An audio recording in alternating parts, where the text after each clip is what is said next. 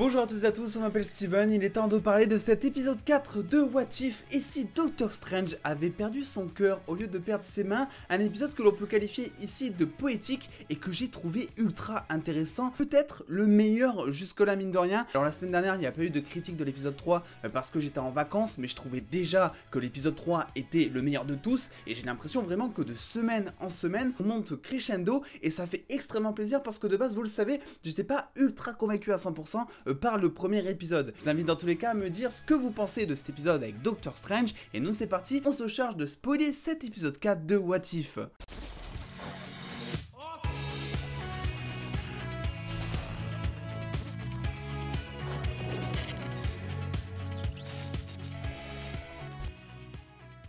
Avant de rentrer vraiment dans les détails, de vous dire ce que j'ai aimé, un truc aussi que j'ai pas aimé, que je vous dirai à la fin je pense, effectivement, il y a un truc qu'il faut dire, c'est que c'est la première fois de mon côté que j'arrive à théoriser, à lier un épisode de What If avec ce qui pourrait potentiellement se passer dans le MCU, parce que là, devant cet épisode 4 de What If, j'ai vraiment eu l'impression de me retrouver face à une intrigue potentielle de Doctor Strange Multiverse of Madness. Ça aurait pu carrément être l'histoire de Doctor Strange 2. Bon, alors évidemment, avant qu'on apprenne que tous ces personnages comme America Chavez, potentiellement Loki, Captain Carter, etc. Bref, il y a une vingtaine de personnages je crois dans Doctor Strange, entre ceux qui sont confirmés et ceux qui sont sous rumeur. Avant que tout ça soit un petit peu dévoilé, ça aurait pu clairement être le cas de cette intrigue, c'est-à-dire tout simplement Christine Palmer qui va mourir. En plus de ça, on sait qu'elle est confirmée pour apparaître dans Doctor Strange 2, donc ça veut pas potentiellement dire qu'elle va rester vivante aussi, et tout simplement faire rencontrer un Doctor Strange contre un autre, le suprême Doctor Strange. Et ça par contre, il n'est pas dit qu'on ne voit pas ce fameux Doctor Strange maléfique, parce que voilà, on le sait, What If a été confirmé, a été officialisé comme étant canon en tout cas au MCU, ce qui veut dire que des histoires de What If auront des conséquences plus ou moins importantes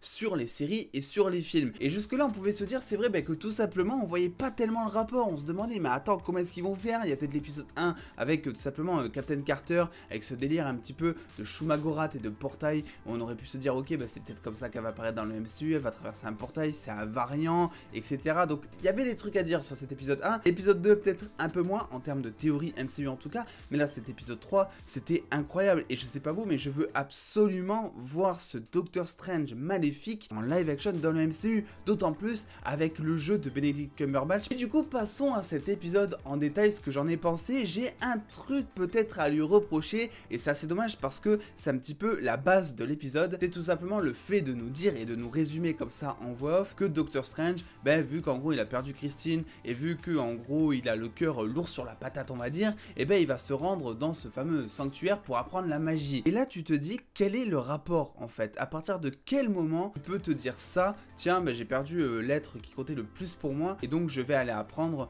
des arts mystiques, etc. Parce que de base Doctor Strange déjà était ultra pas convaincu par le fait que autre chose que la science pouvait tout simplement réparer ses mains dans le film. On l'a vu hésiter pendant très longtemps, et c'était vraiment la solution mais de dernier recours d'aller là-bas, on l'a très bien vu. Mais vu que c'est une médecine qu'il connaissait pas, etc., il a décidé de lui donner sa chance parce que ça a marché sur certains. Il a même été convaincu par la fameuse personne qui joue au basket alors qu'elle a été paralysée pendant je sais pas combien de temps dans le film. C'est ça vraiment qui lui a fait dire ok en fait je veux vraiment aller là-bas moi aussi, parce que apparemment ça a l'air de marcher. Sans ça je pense que il n'y serait jamais allé. Là c'est bizarre du coup le fait qu'il décide d'aller là-bas juste pour Christine. Il pourrait très bien se dire ok je vais apprendre comment je remonte le temps, etc. Donc le souci c'est que de base c'est un humain, donc il n'a même pas conscience que le temps peut être manipulé. C'est ça que je trouve assez dommage, c'est une grosse facilité scénaristique selon moi, c'est un truc qui a été assez expédié, mais mis à part ça, je trouve que l'épisode était incroyable. Vraiment, le Doctor Strange maléfique s'il vous plaît, il est d'une badassitude, mais à en crever, il prend plein de formes en termes de démons, il a des pouvoirs, tu le sens quand même, qui sont là par contre incommensurables, et qui sont même au-dessus, très très bien au-dessus de ce fameux Doctor Strange normal. Petit rebondissement aussi de situation au moment où l'ancien, qui est d'ailleurs de retour, et ça aussi il faut qu'on en parle parce que dans Doctor Strange 2 je suis persuadé que l'ancien va être de retour, et pareil avec cette même excuse en mode c'est une empreinte psychique, ou je sais plus comment ils te vendent ça, mais en gros je suis morte mais je peux quand même revenir. Je suis persuadé que l'ancien à un moment fera un petit peu office de mentor envers Doctor Strange, qui est soit perdu ou qui s'est perdu de la même manière que dans cet épisode avec le Doctor Strange maléfique. Je sais il s'appelle Suprême Doctor Strange, mais m'en voulez pas, je l'appelle tout le temps Doctor Doctor Strange Maléfique. Ils ont repris un petit peu le même concept de Doctor Strange 1 et la notion de temps finalement au moment où il va voir Dormammu et qui vit sans cesse la même chose. Et là on dirait un petit peu une journée sans fin aussi, c'est-à-dire que Doctor Strange vient pour sauver Christine. Bon évidemment c'est quelque chose qui est obligé de se passer dans la timeline, donc elle fait que mourir à chaque fois,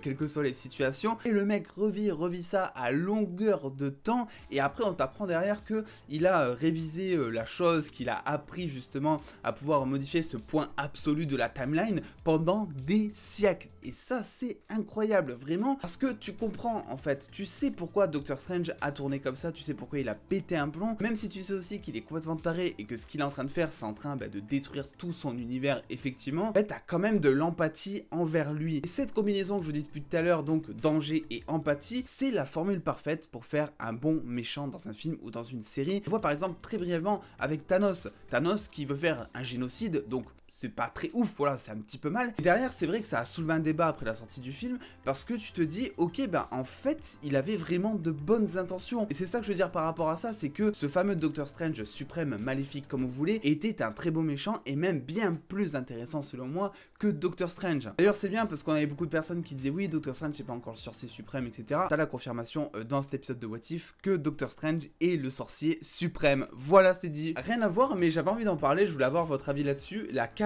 de Doctor Strange, à chaque fois que ce soit dans les films ou même dans cet épisode de What If, elle est déchirée, torturée, maltraitée, tout ce que vous voulez. Et voilà, ça me fait un petit peu mal au cœur, j'ai l'impression que c'est un personnage à part entière. Et à ce sujet d'ailleurs, je trouve ça peut-être assez dommage que Doctor Strange, donc maléfique, au moment où il obtient sa cape maléfique entre guillemets, et bien qu'il n'y ait pas plus d'explications par rapport à ça, parce que clairement il prend sa cape sur un démon, on peut appeler ça comme ça, mais qu'est-ce que ça fait vraiment, qu'est-ce qu'il obtient comme pouvoir grâce à ça, en quoi cette cape est spéciale. Il pourrait très bien s'agir finalement, parce que c'est pas expliqué, d'un simple bout de tissu, comme il pourrait s'agir d'un artefact justement démoniaque. Donc c'est pas assez mis en avant, et en plus de ça, on le voit, la cape a l'air d'être magique, et ça a l'air en plus de ça d'être exactement le même fonctionnement lorsqu'il se bat avec Doctor Strange que justement la cape de Doctor Strange qui est elle, alors je sais plus le mot exact parce que j'ai oublié, mais c'est un espèce d'artefact qui choisit son sorcier de la même manière que la baguette va choisir son sorcier dans Harry Potter par exemple. Au niveau de la direction artistique de l'épisode, ils sont restés fidèles à tout ce qui se fait par rapport à Doctor Strange, notamment dans le premier film, c'est-à-dire que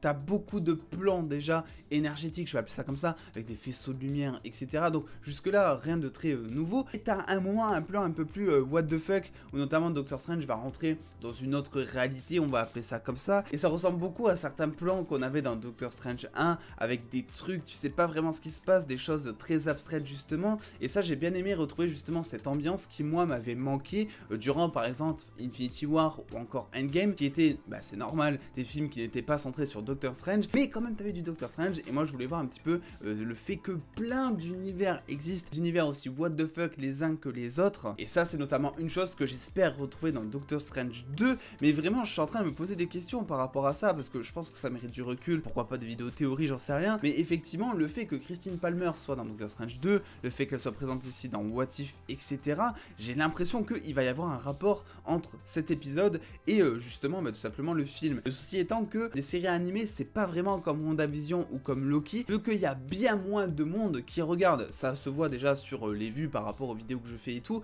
mais ça se voit aussi par rapport aux tendances qu'il y a sur les réseaux, etc. Il y a beaucoup moins de personnes qui parlent de What If que de personnes qui parlent de WandaVision, Loki. Est-ce que c'est surprenant? Absolument pas. On s'y attendait, c'est clair et net, d'autant plus que le premier épisode a pas vraiment convaincu tout le monde. Et tout ça pour dire que s'ils veulent lier What If, ou en tout cas cet épisode, à tout simplement le film Doctor Strange 2 ou à un autre film, une autre série du MCU en live action, ça va être assez compliqué peut-être démarrer comme ça sans forcément faire de rappel, j'ai envie de dire. Une chose aussi peut-être que j'ai trouvé un petit peu facile, c'est au moment où on apprend que l'ancien donc a séparé les deux âmes de Doctor Strange. On voit donc deux plans, le Doctor Strange maléfique et le Doctor Strange normal. On est en train un petit peu de se demander s'il va utiliser l'œil d'Agamotto, etc.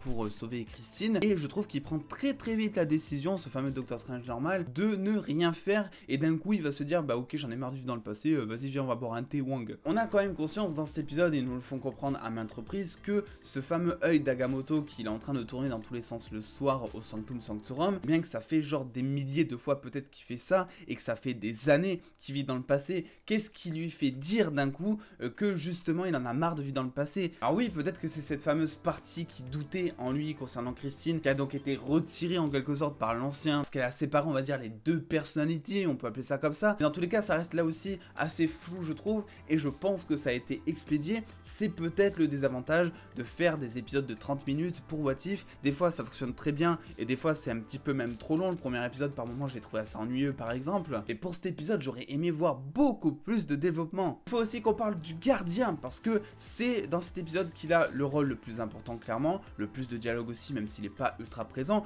et c'est surtout la première fois il apparaît pour de vrai devant un personnage, Doctor Strange étant un des personnages cosmiques entre guillemets à avoir la capacité de le sentir, de le voir. Ça faisait extrêmement plaisir je trouve de le voir dialoguer avec le gardien. Et plusieurs questions d'ailleurs sur cette fin d'épisode où on voit Doctor Strange et Christine, bon, qui est morte dans une espèce de bulle. Je sais pas vraiment ce que c'est. Est-ce qu'il s'est protégé? Est-ce que la bulle va disparaître? Est-ce qu'il s'agit d'un noyau de réalité qui est resté quelque part? On n'a pas vraiment connaissance de ce qui s'est vraiment passé, et là c'est peut-être aussi une bonne chose vu que ça peut laisser des théories, en tout cas des portes ouvertes pour une potentielle suite. Et là encore une fois on parle de Doctor Strange 2. Bref, dans tous les cas cet épisode je l'ai trouvé incroyable, hein. Voilà, comme vous l'aurez compris, mis à part bon ces 2-3 facilités scénaristiques vraiment pour chipoter, j'ai passé un très bon moment. Je trouve que c'est le meilleur épisode parce que mine de rien à la fin, je sais pas vous, mais j'ai commencé à avoir une petite montée de larmes sur les yeux, et ça ne mange pas de pain comme on dit. Bref, n'hésitez pas à lâcher le petit pouce bleu si cette vidéo vous a plu, surtout à me donner votre avis en commentaire sur cet épisode. N'oubliez pas de me suivre sur les réseaux sociaux pour avoir beaucoup plus de news en exclusivité et en avance, et en attendant les dos, prenez soin de vous, faites-vous bien kiffer, des bisous les dos.